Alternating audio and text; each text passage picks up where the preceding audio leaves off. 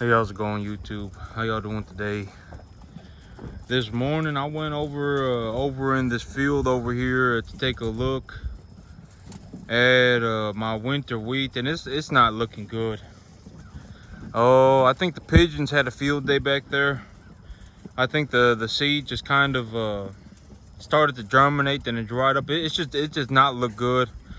So this Monday, instead of taking animals to the sale barn, this Monday I'm going to spend Monday drilling my field with winter wheat seed. I'm going to get on my grain drill and I'm going to drill it. That's what I'm going to do. This Monday, instead of going to the sale barn, I'm just going to get on my tractor and I'm going to drill this field with winter wheat seed. And then also on Monday, I'm going to go and I'm going to open up my credit lines. I decided I'm just going to do it. Would I like my credit to be over 750? Yes. But right now, okay, so yesterday I was taking a look at kind of like my 6-month business plan, right? I got about 6-7 months before I need to file my taxes, about 6 months before I need to file my taxes. I'm gonna make it my focus right now to make $70,000 over the next 6 months. So I told myself to focus on the money. I need to think about what my money needs to look like in about 6 months. And I'm going to focus on making $70,000 over the next 6 months. So I told myself, okay, if I'm going to, so I probably, what I'll probably end up doing is I have 2 different lot buyers that I've been talking to that I believe they do, we'll have to see, right? I don't know anything about these people. You know, I won't know until I see their work, right? I mean, you can tell a lot about a man when you look at his work. You know, I won't know until I see them. You know, are they an honest person? You know, do they actually care about what they do? Stuff like that, I won't know until I've worked with them. And so yep, I'll have to okay, so my plan right now is I got 2 different lot buyers that I've been looking at. I'll probably order a lot of calves from both of them. I'll order a lot of calves from one and I'll order a lot of calves from the other, and I'll see which one I like the best. Or I may just keep doing that. I don't really want to put all my eggs in one basket, as they say.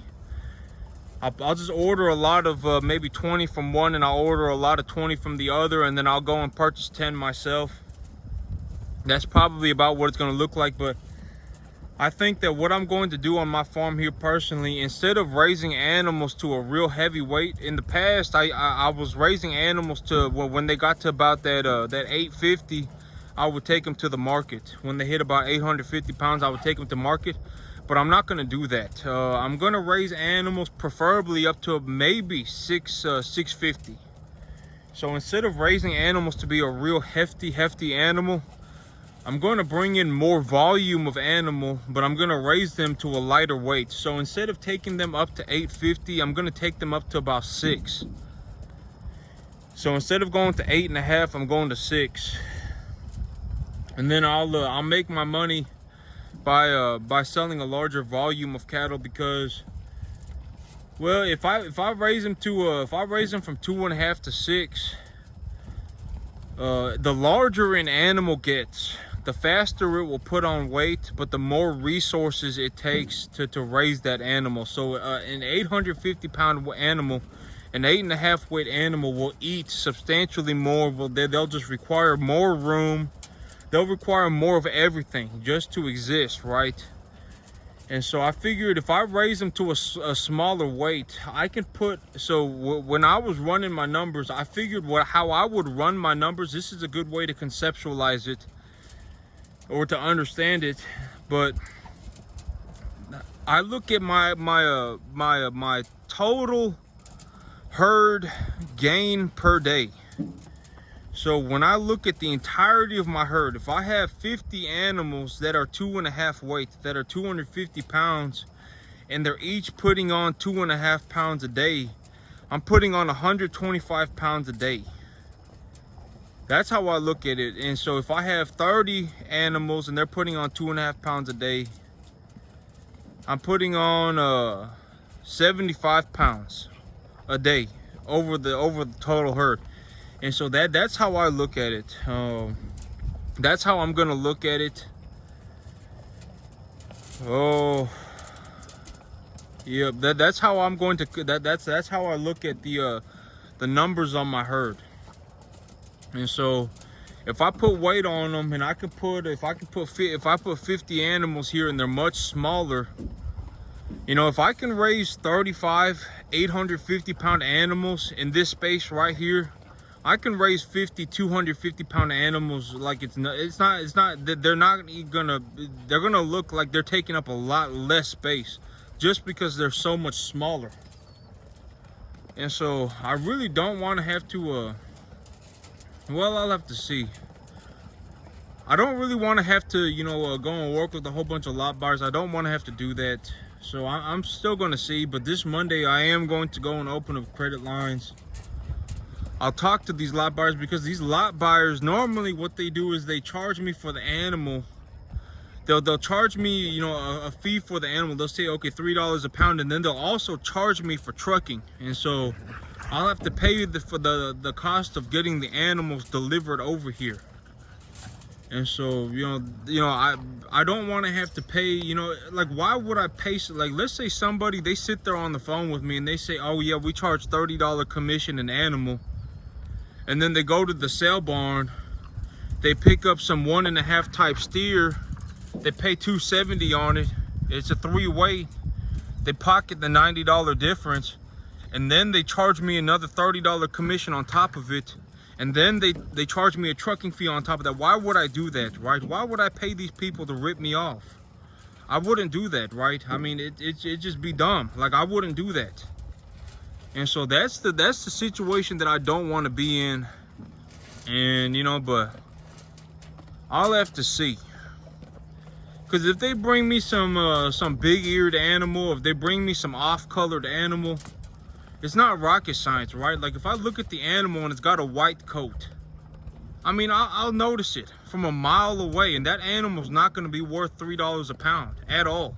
A red coat, not worth $3 a pound at all. I mean, unless it's some kind of like sometimes every once in a while when these people, they'll stick an Angus on a Hereford, and sometimes they'll end up with a red coated animal that has a white face. Sometimes that will happen. But, you know, if that does happen, that animal better look like it better have a big old frame on it. It better have real long legs on it. I mean, it better look very, very, very good. Or it's not worth $3 a pound. You know, like, you know, this is an animal right here that if I were to look at an animal, this steer right here, this is a steer with kind of a 1.5 frame right here. You see this right here? This is what I mean by it's not rocket science. And when I look at the space between the gut of this animal and the floor of this animal, it's pretty good, right? It's pretty good. I would say he's got a medium large frame. It's not quite a large frame, but it's kind of a medium large frame. It's not the largest frame that I've ever seen in the world. If I see a large frame animal, the first thing that should happen in my mind is I should think, dang, this is a big animal. This is a tall, large animal. Like Buddy, my previous, you know, and Bison, those two were large frame animals, very tall. But this is what I would say kind of more of a one type animal looks like right here. This is an animal, he's probably about the same height as the other animal. He's just got a larger frame. He's about the same height. He's just about as tall as the other animal. But this is an animal with just, if you pause the video, you can tell, look at him. He's just got more he's just got more going on, right? I mean, he's just larger. And so this is what I would say is probably closer to a 1 type animal, type frame. And that other animal, that's a 1.5 type frame. So when I look at these animals, right, it's not rocket science. It's not like, oh my God, you know, I have to pull out some math formula and run some theoretical thing. It's not like that. I just look at the animal, and I mean, it's obvious. I can just look at them, and it's like, oh yeah, this is a 1 type animal. This is a 1.5 type animal. This is an animal, you know, this is probably another 1.5 type animal. This is a Brangus animal. But these Brangus animals, they put on their musculature a little bit differently. They're if they got an ear like this is also what I mean by this is not rocket science. You know, like look at this animal's ears, right? The big old ears on it. This is a Brangus animal. This is a Brahmin influence animal. It's not rocket science. And so, like, if I saw these animals, I would know. I mean, you can't really pull something over somebody when you get to a certain point, right? Like, if somebody does not know what they're doing, it's easy to rip them off, right? It's easy to rip them off. You can go in there and you can, act like an idiot and whatever, and then you can leave and you can have ripped that person off, and then you can go and be happy with yourself and all sorts. If that's what you want, I mean, it's possible, right? People can do that. But at a certain point, you can't rip people off. I mean, at a certain point, especially on I always say the people that you want to work with are the people that you can't rip off. Because I mean, it's not rocket science. I literally takes me 10 seconds. I just look at the animal. Oh, this is I would say that this is a one type animal right here. If I got an order, if I placed an order and I truly paid $3 a pound, I mean, all of the animals should look something like this, right? This or a little bit better. I would say little guy right here. The thing about him is that he's a little bit. Well, if I ordered animals and I paid $3 a pound and I got animals that look like this, he's also got a small little pair of nubby horns on him. They're not a big deal. But if I got a whole bunch of animals that look uniformly like this, that's what I would expect to get for $3 a pound. You know, and I mean, this ain't rocket science, right? I mean, just look at the animal. Just stand behind the animal and look at them. You know, these animals, this is obviously a smaller, this right here, this may even be a number 2 type animal. Oh, wait, no, this ain't a number 2. Now, I don't know what's going on with this calf. I think that the way she's standing, yeah, no, this one may be a number 2 animal. Because I was looking at it and I was like, man, her tail kind of long. Her tail kind of long. It's almost to the floor. It's down there by her ankles almost. And look at how just kind of yeah, I would say that this may be a number 2 type animal right here. But when they're smaller, it's hard to tell because they haven't really put on their development and stuff like that. But even when they're this size, I can tell that they got long legs on them. This animal's been scouring. I just recognize that. But this animal's been scouring. But yep. But this animal, look at how short her tail is. Her tail is up there, by kind of like where her knee is at, and the space between her gut and the floor. She's got a substantial amount of room between the gut and the floor. She's very tall. She's solid, black-hided, good-looking animal, right? This one too. But they're sisters, and so, like, okay, so here's a good example right here. Like, look at this animal right here, right? Look at how much larger this animal is. So this animal, and look at how long her tail is. This is obviously an older animal, and she's got about the same amount of space between her gut and the floor as the animal next to her. And the animal next to her is tiny. Is a little calf. Look at how short her tail is. Look at how short her tail is.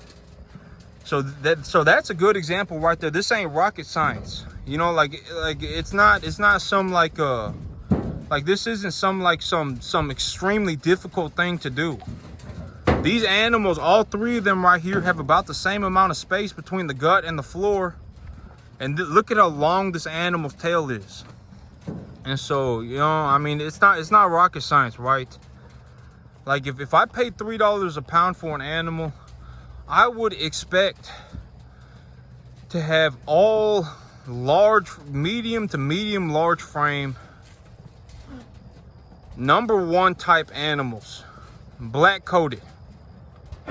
And so, well, when I talk to the lot buyers, I'll let them know. And if they don't want to do it, then don't do it. Don't say that that's what you do for a living, and then have someone show up and ask you to do it for them, and then you just, flake out, and you go, oh man, well, I don't want to. Because some people, you know, ripping people off is a part of their business plan. So for some people it is. They say, oh my God, you know, I'm gonna tell them this, and then the moment they get off the phone, they start running the gears in their head. Oh yeah, man, if I do this, I can rip this person off for this much. That's how the gears turn in their head, and you don't want to work with those people.